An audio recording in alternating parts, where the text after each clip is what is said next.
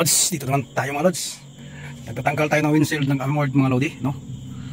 Ito, kapal ito, oh. Ito yung isa na tinanggal ko muna. Yo, 2 inches. At may naiwan pa ditong 2 inches kasi nakasilant yun sa labas mga lodi. No? Nakasilant sa labas. Kailangan pang kunin yung silant mga lodi sa labas.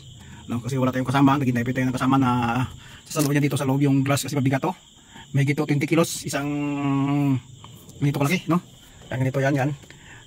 1 feet by 2 feet. Yung baga niya mga lods, 2 inches, mga 20 kilos.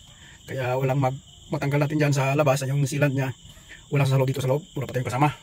No, naghintay tayo. Ito yung cargo niya mga lods. Oh. So bali yung mag-press sa windshield, no? Salamin dito sa taas. With bolt ito mga lods, no? Naka-bolt itong nag-clip sa kanya. Yung mag-bolt ito natin mga lods yan. Yan. Ngayon alas 8 ng gabi.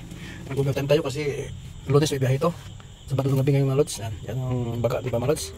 Yan ang kapal. Kaya kung babanatan dito ng bala, kahit na simpleng bala lang mga lods, kaya ng 45, Armalite, M14, dito ko masyadong matatamaan mga lods. No? Kaya ito lang ang kunting kalaman natin. I-share sa inyo yung kapal ng glass ng armored mga lods. No? Ito. Yan. Ito din mga lods. 4 inches dito kapal ito. Yan. Itong bakal niya. 1/2 inches. Yung dito sa loob, double dito mga lods. Dito.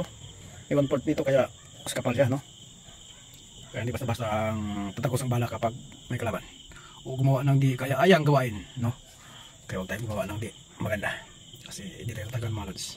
Tatagal man tayo, pasingilin din tayo ng mga bagay-bagay na makasalanan. Kaya huwag tayong gawa ng di maganda. Okay, thank you mga lodi. Shout out sa inyo lahat yan.